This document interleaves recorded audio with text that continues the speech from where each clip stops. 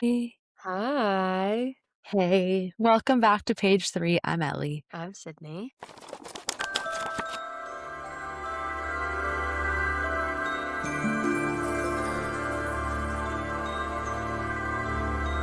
And in today's video, we're gonna do a little bit of just like a catch up, I feel. We're just gonna get down to the nitty-gritty of what's been happening in our lives and just give some updates on all that's going on. And yeah, I don't know. No, I agree. I think sometimes a lot of the time we talk about books or something that happened to us in the past or share stories and something like that. And we did do one best friend catch up situation, but sometimes it's nice to just tell you guys what's going on in our lives and like keep you updated on the real deal of what's going on currently. So we just Yes. figured we'd give you a little insider scoop. Perfect. Do you want to go first, Sid? I feel like you have the more exciting news. I don't know if we're going to say that it's more exciting.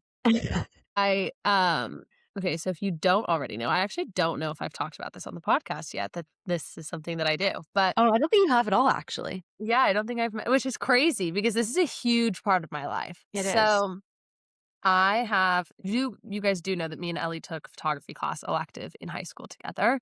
And pre or post high school into college, I've continued doing photography. I do grad photos, I do Christmas cards, but also my most prominent thing I do, is I am a concert photographer and live music photographer, and I do, like, a couple of fun gigs every year. Most recently, I did RC Drive, if anybody knows who they are, and today I had 2 exciting emails hit my inbox, and so, yeah, I'm very excited about them. They're the 2 probably largest shows I've ever done. Mhm. So tonight, actually, which is literally happening in Mere like 3 hours. hours? I don't even know. Mhm. I am doing photos for Soldier Boy. It's so fucking cool. It's So so which fucking is cool. crazy. Like, first of all, crazy. Like, I'm so grateful that people think I'm good enough to go do something like that because I have a lot of imposter syndrome with photo stuff that I'm like you see all these very famous people post incredible photographs of themselves at concerts and stuff, and so sometimes it's a little disorienting, but I'm with my 500 followers, but I'm so excited. So I'm doing Soldier Boy tonight, and then tomorrow, the second email that hit my inbox is I'm doing It's Murph, which is crazy. Yeah, It's Murph I definitely put some work into, and Soldier Boy was a last minute thing, both of which I'm so Which is excited about, crazy. and they're crazy, and part of what I do is I also work for a magazine called Disaster Mag, and their music publication, and so, like, they do write-ups about concerts, photos, galleries, all sorts of fun stuff, and they help a couple of photographers get credentials, me included, which is awesome, and so, yeah, I'll be shooting partially for them tonight, partially for myself tonight, and that's just wild. So, yeah, that's my big news, I guess, is that, yeah, I'll be doing the 2 Well, big shows. and the It's Smurf thing is pretty crazy because they have a photographer and the photographer isn't gonna be in town, so that's how you got Yeah, they which is have crazy he's timing. shooting through a company or sorry, he's playing through a I don't really know how to explain it, but basically there's this company that brings different people to college campuses and et cetera. And typically the way these things work, like in every show I've ever done, is that there's always a tour photographer or somebody who is affiliated with the artist themselves. And that person is the person that you'll see running around on stage, getting the photos of the crowd, being behind them. And then if you've ever been at a barricade of a concert, like in the pit, the gap between the barricade and the stage is called the photo pit. And that's typically where anybody like me who's a media or press person will be. So if you're freelance, typically you are in the photo pit. And if you are tour, you're doing kind of a little bit of everything, but you also get to be on stage in the green room, all of the things. And I guess from what I understand, they don't have somebody hired through the artist doing that for It's Murph. And so, obviously, I networked myself into this situation because also, if you know anything about concert photography, it's that it's this little tiny gated community that nobody wants you to be a part of, and nobody wants to let you in. It's very competitive. Like, people don't wanna share because it's very hard to get credentials, it's very hard to get artist passes, it's very hard to go on tour with somebody. It's just a really competitive thing, and it's really oversaturated, so it's very hard to get into, so I obviously networked the absolute living hell out of myself to get in contact with somebody from the team that's working with It's Murph, and it's, like, somebody that's running the venue essentially that he's playing at who is giving me the credentials. Yeah, I guess I don't know from what I've understood or at least what he's allowing me to do, it's pretty indicative that they don't have somebody that is doing the normal thing, which is really Right. exciting because I never get to do like pre-show photos or, go on stage or get any of those other angles. I'm usually in the photo pit, which another rule of the photo pit is if you are press or freelance and you are in that barricade space, the artist and the venue typically only allow you to shoot for 3 songs, which is typically 15-ish minutes. So, say there's 10 or 12 of you down there, because that's usually what it is between news outlets, freelance, press, magazines, whatever. There's roughly 10 to 12 people down there or more, and you're all trying to get the same 3 songs because 'cause you're only allowed the first 3 songs, then you gotta go. Yeah. And so Sid that's posted a really funny TikTok once, when the trend was going around for Sabrina Carpenter being like, "I can do a lot in 15 min" or yeah, whatever, yeah. and she posted a really funny TikTok of what she can do in 15 minutes, so Yeah, it I posted all the photos I took in, like, my 15-minute window. But yeah, so you're usually only allowed to do that, which I love. I'm so grateful that I get to do any of it at all, but it's just crazy because I guess tomorrow, like, I'm kind of getting more free reign than usual, which means, like, I have more creativity because it's kind of hard when everybody's taking the same photos to make yourself stand out a little bit. So that's really exciting. I'm excited for Soldier Boy tonight. I have no idea what I'm getting into. This text came in allowing me to do this maybe 30 minutes ago. I got an email from who I'm assuming runs his management team, and they sent me an email and were like, "Yeah, text us." And so I texted them, and now I'm just waiting to find out when I'm supposed to meet them. I might be doing green room photos for them too. I really don't know what's going on with Soldier Boy, okay? Like, it is 2:38, and I got that text at 2:02. So, the show also is like, the doors open at 6 or 6:30, so, like, 3 hours. I have no clue anything, where my credentials are at the venue, who's meeting me Yeah. there. Am I in the pit? Am I on the stage? Am I got nothing. So, Do you that's wanna to be talk a little frustrating. bit maybe about how you got into concert photography and, like, what kinda got you into that and how you Yeah. kinda found your love of that specifically? Because I feel like that's such a niche, right? Like, people are into photography, but then they find their niche, and it can be really Yeah, sometimes it's overwhelming. weddings, sometimes it's child photos, sometimes it's all that. Okay, well, anybody that knows me would say that something musical probably reminds them of me because I love music and like not in a pick me way, but more than the average person. Okay. Like I literally love music. I am so into like finding bands, going to little bar shows, anything live music I want into it. I like just that's a big thing about me. And basically, I have always done photo and I really wanted to get into concert photography, but it's really hard to find a foot in the door because they want you to have experience, but you can't get experience if you have no experience kind of thing. And so I went to this show. I went to a Peter McPullen concert, if anybody knows who Peter McPullen is. And I went to, and his opener was some like local indie band in Madison. And I really liked them. And their email was in their Instagram bio because they were very small. Now they're getting bigger now. But I sent them an email and I was like, hey, like I really want to do concerts. And I saw that you guys are playing like they were playing in a basement somewhere, Mhm. like a college basement party. And I was like, "I saw you guys were playing at this basement, essentially. Can I just come hang out and take pictures? Like, just a whatever, just for shits." And they were like, "Yeah." And so I showed up, I met them all, I took the pictures. They came out significantly better than I thought they would. And if you do photography of any kind or you've ever used Lightroom, then you know that Lightroom is not super user intuitive or like user friendly. And so I'm really used to Real. using it for Command Z. See that shit. Yeah. See that shit.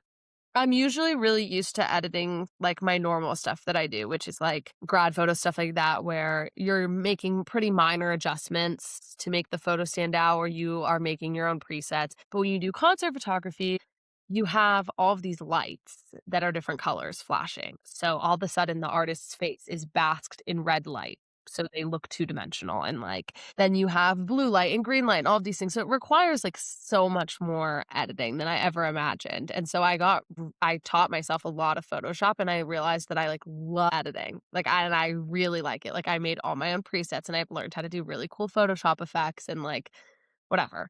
And so then I kept going to this indie band's basement shows for basically a year.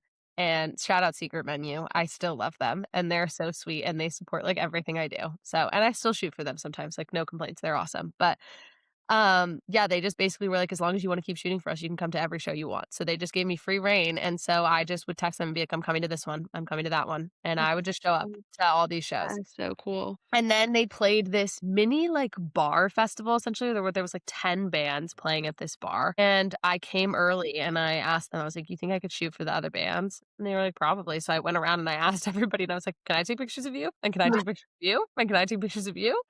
And everybody was like, "Yeah, sure." And then after that, I started, which this is just like it's a humiliation ritual, really it is, but you have to just cold email everybody, and it's so awkward because 90% of the time, if you cold email somebody to do photos, they're gonna say no, or they're not gonna respond. The amount of artists that I've emailed and just never heard back from, and I know confirmed that it is their email, it's crazy. And so I just started sending emails and being like, "Hey, like, I'm a photographer in this area. I've been doing concert photography." At this point, it had been like 2 or 3 years now, and I was like, "I've been doing it for X amount of time. These are the list of bands that I've shot for. You know, this is my portfolio." And I would send them all my stuff, and then I would basically do it for free most of the time because also, like, I was gonna buy tickets to these shows anyway. Right. Like, I was gonna go no matter what. So when Brook and the Bluff, for example, when I shot for them, like, I was gonna go to that concert no matter what. So Nice. I didn't care if I was getting paid or not. And the thing is doing free work is, like, a really big thing in photography. That's, like, how you get your name out there. Nobody wants to pay for that shit, so you might as well just do it. Yeah. And yeah, now it's been probably a year since my first venue show, like, at an actual venue. I did who was my first venue show? I don't know, I think it was Machine Girl, who's, like, an EDM house alternative artist, and I did them at a really small theater in Madison, and then that kind of got a lot of traction, and then I did Brook and the Bluff and Toledo and RC Drive, which was, like, my biggest one ever, and I love them, and I had tickets to the show. I had already bought them, and I was gonna go no matter what, so Yeah, that's awesome. and then, yeah, you just kinda gotta grind it out, I guess, like, honestly, like I was telling Ellie earlier when I found out about this news, like, I am having really crazy imposter syndrome, and, like, it's really like, sometimes I'm like, "Oh, I'm such a beginner, like, I don't know anything, like, I'm not like one of these sport photographers," but then you have to remember, like, I may have only been doing concert photography for 2, 3 years, but I've been behind a camera and using Lightroom and learning how to take good photos and, like, figure out my style since, like, 2017. Right. Like, I know I'm capable of it, like, and it takes a lot of practice, and I had to buy a lot of gear and spend a lot of money and, like, sell myself over email to random managers and talent agents and press people, and then I will say the biggest thing is if you are really interested in getting into or concert photography specifically, you totally can do it freelance the way that I was doing by emailing people and just hoping you don't get ghosted. That's like, I would say 80% of people are doing that. That's not a bad way to get into it, but I would recommend going with a publication and DMing publications on Instagram, sending them your portfolio. A lot of times they'll post when they're hiring people. And because they have a team of people who can have an email signature that says they work for an outlet essentially. Yeah. And so their likelihood of getting a response for you or being able to get in contact with the right agents or having those connections is higher. And so, like, for example, there's a show I want to do in a couple of weeks. There's no way on God's green earth I'm getting that contact. I mean, there's no way. And You so never know. yeah, but I don't have to. I texted the girl who runs the publication I work for, and I texted her, and I text her the name, the artist, the show date, and the venue, and I just send that to her, and she hits me back if they give me credentials, and that's honestly, like, helped so much because signing my email, like, "Thanks so much, Sydney Merchant, freelance photographer," goes a lot less far than signed the girl who I work for, the magazine publication I work for, and all of their content Yeah. handles, validations, whatever. You know, they've been doing this for a lot longer than me, so they have contacts that they can reach out to, and they can text somebody's manager of a friend of a friend of a friend and be like, "Do you know this person and that person?" Yeah, And yeah, yeah, yeah. so, if you wanna do any content photography, I highly recommend finding a really small indie band in your town that is playing a bar or a random venue, like somebody Mhm. that the tickets are like $10, $15, because odds are they need the publicity just as much as you need the practice. Yeah. And strike a deal with them. That's what I did with Secret Venue. I was like, "If you guys post and tag me, I'll shoot for free as long as you guys want. Like, as long as you guys are tagging me and you're recommending me to the people that you work with and whatever, like, I will just shoot for free." That's And awesome. they gave me wonderful connections. They are how I got so many of my probably first, like, 20 shows ever is all credited to them, and so that's my biggest recommendation is build a portfolio. They don't have to be big artists. Your portfolio is about your work, not who you did it for. So, build a portfolio of really small indie bands and then, hit up a publication, shoot for the stars. I don't know, like, I have no business shooting Soldier Boy tonight, like, not even. So and I am. So you can do it. But yeah, that's my big news. That's I guess my like insight into my life in the podcast. Yeah. Yeah. That's what Sid That's does when my she's not with photo us. on Wait, say it again? my handle on Instagram is at Syd Syd Jade Jade photo PHOTO. I'll put it on the screen for us later. Hit me up to see those Soldier Boy pics. Yes, I love Yeah. it. So yeah, that's my update. Elle, what's your update? I feel like I have the same update every week. I'm, like, pissing myself off with my own No, this updates. week is a major update. This But week is I've a big been update. I feel as if I've said it before. I actually officially submitted my thesis and finished her, which Yay! I'm talking about a lot, but it takes a lot to write a book, if you can believe it. But this week I submitted it to my professors and, so I'm very excited I'm about so that. happy for you. Why don't you I don't know how comfortable you feel with this, but why don't you tell everybody what the last 3 weeks of your thesis project has looked like? Because So, okay, so when I don't know if I talked about this on the podcast yet or not, and if I have, I'm sorry. About 3 weeks ago, I was on my last day of writing my novel, so I knew I was gonna finish it that day, and for my thesis project, you had to submit 150 to 250 pages of, like, a body of work. It could be interconnected standalone stories, it can be poetry, actually, they only have to write, like, 50 to 75 pages, I think, and so I had this idea a long time ago where I had kind of written this story, um about competitive dance. So I wrote it a long time ago and it was a whole thing. It was a whole it was a complete short story. It was 14 pages and it told the story from my main character, her name's Lily, her point of view from start to finish. And then I had like a side character, Kate, who like they had like something going on and then that kind of like whatever. So I took that to workshop, people liked it, whatever, and then I wrote it for again. I wrote like a very small section so I really slowed down and like really wrote this whole thing and then I submitted it to a workshop when I was at Penn State and my professor hated it. She was like this is the worst thing I've ever read. She didn't actually say that. But she was like I hate this. This is horrible. Okay, she actually didn't say that either. She just like corrected it. She was whatever. She was an editor more than a writer. And so she was just didn't really didn't like it. And so I stuffed it away back into the box and then I went to Chapman, submitted the original short story, which was 14 pages. Everyone hated that one. And then I came back a weeks later with the new one and like kind of propped it up, whatever. And then everyone was like, okay, this is actually this could actually be something. So I wrote it again. I edited it for my class, and then my professor told me that he doesn't think it's a short story, that he thinks it's a novel. And I was at my mom's work. I was going through a breakup at the time. I was writing. I just couldn't stop writing. Then I got this amazing opportunity to go to a writing retreat in Temecula, and I wrote the majority of my story there because I knew this is gonna be my thesis. So I wrote so much, I was on the phone with Sid constantly, just constantly on the phone with her. I read so many different books while I was there. I met amazing people while I was there. It was the coolest experience, and I got somehow, through the stroke of God, a connection to a literary agent that I'm fearfully waiting to send her this manuscript because I know that it's not ready to be published yet, but I don't know if I'm ready to hear that from somebody that's like like she was the one that was in the deal that got the King's Speech to be from a book to a movie. So huge that she's willing to read my work, which I should just send it to her after this, honestly, I should. But actually, I was just gonna say, balls to the wall as far as that expression is, and send it to her because the thing is that she's not like closing a door in your face. Like she's one of those people that could be like, I don't truly think that her response would be like just point blank, it's not ready yet. I feel like she would be like, okay, we need to work on this and that. Why don't I connect you to X, Y, and Z person? Like, yeah, you know what I mean? Like she's totally. not one of those people to just like stomp all over your parade. Totally, totally. So in my first rounds of writing, I just wrote it. I didn't think or look back for 1 second. Yeah. I kept writing it. I refused to read any of it. I just kept writing it, kept writing it, kept writing it. Every single day, I set a goal to write every single day. I would set a timer for 10 minutes and I would just put my butt in the chair and just start writing. And when I started doing that, the story just kind of started to flow and speak to me. And it was a chaotic process, and I would always leave myself notes, which is I can give any writer a piece of advice if I even belong to giving somebody a piece of advice, I would tell you to always leave yourself a note at the end of your writing.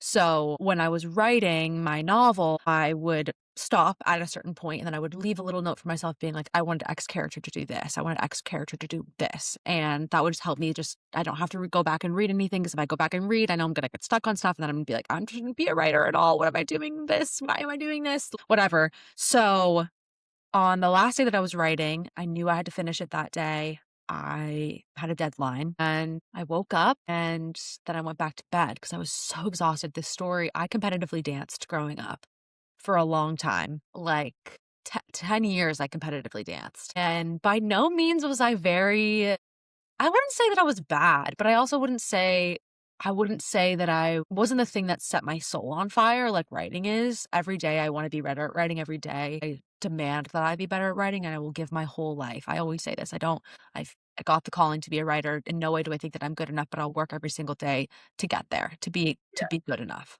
And dance was never that thing for me. It was an expression. It was whatever. And I went to this horrific studio. Like, fuck it. Let's just talk about it, right? Like, Yeah. I went to this I was horrific waiting to see if studio. we were going there. What'd you say? I was waiting to see if we were going there. So I went to this studio and I had these dance teachers that were just, I don't even know. How would you describe them, Sid? Like, I would say that you endured a studio in which these teachers not only followed the typical stereotype of a dance teacher of like having favorites and declaring statements about your body and harming your mental health and your body image, but they also, and I think this also is in the context of the town we grew up in and where the studio is, were wildly competitive about pitting their dancers against each other under the guise of it'll make you better because we're like making you want to work harder. And then they also want you to then go to middle school with these girls and hang out and be friends and go to each other's birthday parties. But then also in the studio, one of you's getting called fat and the other one's getting called too skinny. And then, I think it's when you look back as an adult and think about it, you're like, God, that was like, I oh, think I you're look not back wrong, at it but as an adult, and I wrote about this in my artist statement that comes at the very end of my thesis, and I wrote about how it's very odd to approach the age in which they were when they were teaching me, and to look at kids that are my age, were my age, and question how on earth you could be so cruel to children. And I mhm. think a lot of the pain that lived in that, I hated that place. God, I fucking hated that place. I would cry every single day that I went, and I was miserable. I really was. Yeah. But I also was, like, addicted to it because it was this if you didn't go, you were weak. If you quit, you were weak. It was like you get these huge lectures from these people, and I know that a lot of people that are, like, in the sports world of any sort, they know what that's like, probably more so than I do. I think one of the things that struck me most as being an impactful aspect of that is when you're a kid, it so seeps itself into your psychosis and it for whatever reason, somebody could have gone. I have a friend that went through the whole experience, same experience I did, went through the exact same thing. She's one of my nearest and dearest friends. She's the person that inspired me to start reading. She's the person that got me to start writing and dream about that. Kate, if you're watching this, I love you. And she was able to just kind of float through it and be like, how weird is it that they're like, she would make fun of the teachers and be like, they're so weird. And like, she just had such a better way of, I don't know, talking about that. So I don't know. And it's just interesting the ways that things will impact you. And so I wrote this novel. And then when I was on the last day of writing it, I had a dream. I went to bed. I woke up, I went to bed. Then I went back to bed and I slept for like 4 hours. And I didn't realize how much it takes out of you when you're kind of like unearthing your Well, own that's I think where you trauma. were going with this is that the context is that this was her dance experience, and then you just basically Yeah, poured your soul out talking about stuff that you didn't even like really process or talk about, and then totally. now you're exhausted, and then also you have this deadline that's 8 hours away Yeah. looming over you, and so you go back to bed for 4 hours, obviously, and So I go back to bed, and I think when I was writing it too, I think that I wrote about this in my artist statement because at the end of your thesis, you kind of write about what inspired it, why you yeah. wanted to write about it, whatever. And so when I was writing it, I told my thesis committee, I was like, I never dreamed that I would never dream that I would be a writer. And I never dreamed that the first thing that I would write about would be competitive dance because honestly, fuck every single one of my dance teachers, except for one, maybe two. And I don't want them to take up any space in my life. They don't deserve that. They don't get to sit there and have that, right? They took something from me that I have tried for the better part of 2 decades to get back, and I just have no respect for it, and so I to give them the room and the space to exist in a digital format or in a novel and to give them room like that just felt, like, so angering, Yeah. and if I get sued for this, fuck it, I get sued for this, but there's so much about my studio that influenced this experience, and there are so many aspects of the teachers that I had, but they're kind of universally teachers of everybody, like, you just Yeah. experience crazy Sid knows, she had crazy gymnastics teachers, she was insane into gymnastics, like, when you spend time like that and your pursuit is also being incredibly pretty, it is very difficult to unwind your worth from the beliefs that you have to be beautiful in order to be good at something, Yeah. to be good at anything. And I remember times that they would pinch our stomachs if they ever, Yep. like, came off of our small shorts, and they would throw shit at us, and they would scream about how we were worthless, and I remember this one dance teacher that I had, he would always tell me that if I didn't cry in class, that was fine, but he knew I would cry at home, and he would know, like, when I hit my pillow at the end of the night, he might not be there to see me cry, but he knows it, and I know it too, and I can never escape his wrath, and I can never escape the ways that he made me feel, and he felt satisfaction when he would make us cry. And, like, that all just totally came out in this novel, and so I'm unearthing this I never talked about it in therapy, I've been in therapy for a long time, I'm totally advocate for therapy, I love it, I just went today before this session, before us filming, and I never talked about it in therapy, it was just there are some things in life I really don't believe that can be spoken out loud, there are some experiences that can never be coped with talking about them. They have to be put into art, and I really believe that, and so this was one of those experiences where I couldn't talk about it, and all I could do was poetically destroy them and take these characters and take these aspects of people that hurt me so bad and Right? destroy them in the only way that I knew how, and destroy their power over me, which is being able to know you better than you know yourself, and take aspects of you that maybe you don't even know. Like, maybe my dance teachers will read this at some stroke of I don't even know what, and they'll think that it's about them, or they'll think that something's about them, and one of my professors told me once, he told me that it's the best blessing in the world to be a writer because you can take an aspect of somebody that you hate, and it hurts you and makes you feel like shit, and you can destroy them and break them down into a million pieces and make them into a character, and they could read that character and they have no idea that it is them because you did it that well and you hid those aspects so well and you described them so well. They couldn't even look at that character in the eye and know that it's them. And I think I kind of did that with this. Yeah. I'll give it to myself. I think I did that at the very Yeah. least. Also, I just, like, I think that it's so crazy is the morning of she was writing the last page Oh, yes. I was wrote gonna to do that. turn this Yeah. in. She went back to bed because Ellie loves a nap when she's stressed, and so she went back to bed, and then all of a sudden she calls me panicking. "I'm changing everything. I'm changing it all." I'm like, "It's due in 4 hours." Yeah. So I had Yeah. a dream that changed the whole thing, and so I submitted it, and then I came to my professor that next week, and I said, "I had a dream. I changed the whole thing," and she said, "Do it, girl. You got 3 weeks. I'll give you 3 weeks." So I rewrote the majority of it. I was like a fiend. Sid would be on the phone with me. I wouldn't even be listening to what she was the best friend in that circumstance. Like, I had nothing to give. I was just writing. She would sit on the phone with me while I write. She would talk to me. I wouldn't respond for 5 minutes.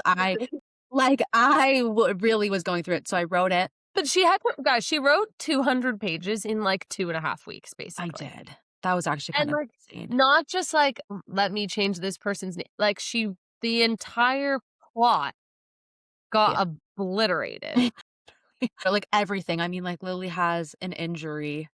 Should I just tell the podcast what my story's about? I've never told them. Well, I know they know what it's about. Like, fuck it, this is No, how I'm but gonna they get need published. to read it because I've gotten halfway through the PDF you sent me, by the way. Then Well, I I'm not got gonna tell sick. them I'm not gonna tell them the ending is. They're gonna have to read that, but, like, let's put some intrigue. Let's do some good marketing right now. No, Let me tell you can what the I story's about. let me pull up my most favorite part. Okay, you can pull up your most favorite part. Can I show I'm gonna show them the cover Okay, that I fine. designed with my girlfriend. She Yeah, helped me design it. I know. I saw the cover, I love it. Okay, here we go. I used Sydney's Canva. I felt so bad because I had a text on my phone from her that I was not ignoring, but, like, I saw it, and then I was like, "Okay, I gotta do my cover first before I respond to her," and I'm using her her Canva to do this. Yeah, this is what it looks like. Yeah, that's I'm so excited. so Ellie sends me this I've read bits and pieces over the last 2 years, but I have been begging to read the part that she's submitting essentially because not the entirety of it doesn't get submitted. It's a whole complicated thing. We don't need to get into that. I don't even understand it and I don't really want to. So basically, I've been begging to read the stuff that's done. And so I get this email. Here's my thesis. I could throw up just thinking about you reading this, but what is friendship without vulnerability? I won't read the rest, but that just got me. And Ellie knows I have a very specific quote that's at the beginning of one of the chapters it's at the beginning of the first Loki. think so. I think I No, moved it's it and I not. felt bad You because I knew moved you it. loved that part. You- Florence and the Machine quote. There's a whole playlist that inspires the entire novel. It's the second chapter now, right? Yes. Okay. This is my favorite quote okay. It's the first chapter after the prologue. Okay. This is my favorite quote. She has a whole playlist and there's quotes from songs at the beginning of each chapter. And this is knowing the plot and knowing so many details of this. I love this quote and I'm going to read it to you guys. And then you're going to want to read the book because of the quote. Okay. My heart is like a haunted house. There's things in there that scratch about. They make their music in the night and then in the day, they give me such a fright. Florence and the Machine's Haunted House. And guys, she sent me 13 chapters of this book, so 200 pages basically. I have read up to page 92, I think. I think I'm 2 pages into chapter 7, so I'm like roughly halfway. Yeah. Then I got sick and I had to take a break. Guys, I know none of you are gonna believe me because you're gonna assume I'm just saying this because it's Ellie, so I understand that my Don't credibility. worry, guys. I'm assuming the same thing. If you have doubts, I got them 10 times worse. And I know that I have no credibility here because you can't say something like you can't recommend something that's your best friends to everybody else because then everybody's gonna be like, well, duh. But you have to trust me. This book is so good. Okay. And Yeah. let me explain why. I don't like being told stuff, like being told, like, she did this because it made her feel this way and she felt this way because of this thing. I like to be shown how that feels. I want you to describe those emotions in words that did not come from like the typical way of describing, like, she's shaking, she can't breathe, she's anxious. Like, I want to be in that person's head. And I also don't, I am a not third person lover. Third person. And this book is third person. And I didn't even realize, like, I knew because she told me, but at some point between like chapter 2 and 7, I guess, because that's where I'm at, I forgot it was third person because Lily, the main character, is very real to me. Like, this book is very show don't tell. Like, I'm not being told what's going on, I'm being shown it. Like, this I could see being like I'm visualizing it as as I'm reading it, I'm watching it, if that makes sense. Like, Yeah. I'm seeing it at the same time, and it doesn't feel like third person. I feel like I'm in her fucking head. So that's my truth. I think when it comes out and all of the above, that everybody should get it on it. It's like the dream. And I don't know dog shit about dance, so. She only knows because of everything that I tell her about my horrible experiences and the things that I embrace. Well, also, I'd like it to be important to note that also, like, I'm in this journey just as much as anybody else that would read this because I don't know the ending. Like, I don't know shit. Like, we've made that clear. Like, I don't know the ending. Do you not? No, I don't know the ending. That's the one part you wouldn't tell me. Oh my God. That's crazy. Okay, yeah, I didn't tell you. Wow, okay. No, I don't know the ending. I only know who the characters are and, like, really who they are to each other. But most of the discoveries that come from reading the book, I actually don't know because I was not allowed to read most things that were being written. No. And I Even now I wanna die knowing that you read it. Like, I've also sent this to more people than I thought that I would, more people asked in my life for it than I thought, and it's such a privilege for people to give a fuck about your art is the biggest privilege, and for people to care enough. My mom, which is so interesting because it's kind of a romance novel. There's romantic aspects, but I don't think I would consider it romance. No, I think it's more of a coming of age novel. Yeah. But there are romantic elements to it. I mean, I'm not really at anything quite romantic yet, more than like internal monologue type shit, but like. Yeah. I kind of want to read the very first line of the novel. Yeah, do it. It's my piece of work. I can do whatever the hell I want with it. I was going to say, why are you looking at me? I don't gaff. You do whatever you want. All right. This line I wrote maybe. Okay, I'm just going to read the first line. That's what we do here. We read the first line. And yeah, judge a book by the first line, but not this one. Okay, I'll show you I'll, like, give you a brief little like, here's the playlist, super cute, and then okay, so this is the first line. I don't even know if I'm gonna keep this in the video, but we'll see. Competitive dance made its participants bleed at desperation and absorb psychosis as if it was nothing. Or at least that was what Lily thought while she stood in the wings watching the facial expressions of the routine that went on before her. And that, I will say, the first paragraph, I texted Ellie when I read the first paragraph and said that the first paragraph is very significant to me. I read it to Afton. I'm sorry, don't be mad at me. I will The first paragraph is so important to me. I love it. That's what I'm talking about. The show don't tell. Like, you don't know what comes after the first line. I know you don't know it yet, but you have to understand that the first paragraph is her basically just being an anxious mess, but it's not explicitly told she's an anxious mess. She is just a It's, little. oh God, it's so damn good. Thank you, darling. So that's what I've been up to. That's what I've been doing, putting my life's work up on the chopping block. Thank you for Yeah. listening. If you've listened before. That's what Sid and I are doing, chasing our dreams one step at a time. And we're just like thankful that you're here along for the fucking ride. Yeah. So Now we have, guess buckle what? in next time. Next time. If you are new here, we're in week 3, book of the Yep. month. We're reading Cat About Town by Kate Conte, and we're on chapters 25 through 36. 25 through 36. And yeah, Let's get let's into it. go. I don't know. I don't have much to say, honestly.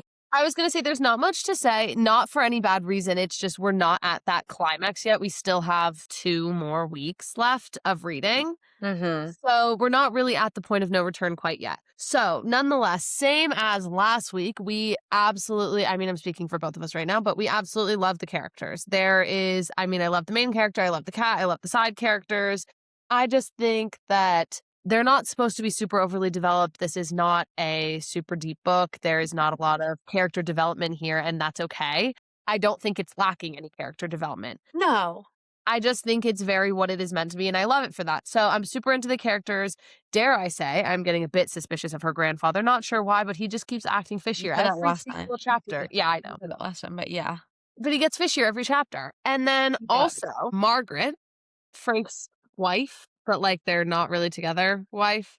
Yeah, that he's cheating on, but she's also cheating on him, maybe. Yeah. Frank's wife is hiding something, and I don't know what, but I just know she is. All I know is that when there was the suitcases for her and her son, and then Maddie went to go see her, and then a visitor came to the door, and she didn't want Maddie to see the visitor, and whatever. And so then the last note I wrote for this week is I genuinely have no idea who or what this could be. I am still unsure. I do not feel like I'm being led to a conclusion. I feel the exact same. I have no idea who the murderer. I've never at this point in a novel had no clue who it is, but not even because of anything other than I think I'm also more hyper fixated on Maddie's actions as a character. She pisses me off so bad, Sid. I can't even lie to you. I don't know if this is going to be fixed in the next section or not because I haven't even started reading the next section, which I need to do soon because we have to film the next episode. But okay, number 1, her bestie, Becky, fuck Becky. If Becky was my best friend, I'd hate myself, honestly. What is with this non-girls girl energy? Becky's like, I'll give you something, I'll scratch your back if you scratch mine. Meanwhile, her best friend just discovered a body. I don't know. It's just, I don't know. I just get really frustrated about that. And then I kind of said, she actually infuriates me. Why is she's interviewing all these people, bothering these poor people who don't are just, yeah. And then why is her grandpa so shady? I feel like we were skipping over the fact that his grandma or her grandma died. Why is she bothering this poor woman? Her husband died and her son was just in jail. Her son was just in jail and you're bothering this. But this poor woman's going through so much right now. If her son is an addict, who the fuck do you think you are just showing up to their house? It's so bizarre to me.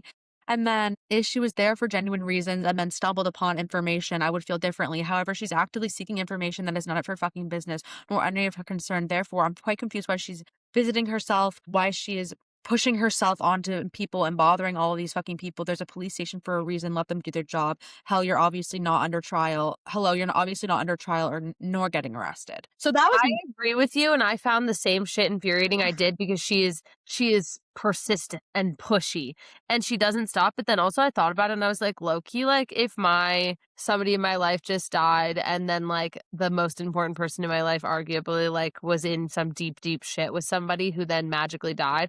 I don't know if I'd be able to give it up either. Like, low See, key, I think I would have to I don't think I'd be able to sit around and wait. yes, you do. Okay, when you said that last week, I was so gung ho on you. If I saw my ex best friend, ex circumstance, could I be petty too? Probably. Is that something that I need to fix? Well, likely.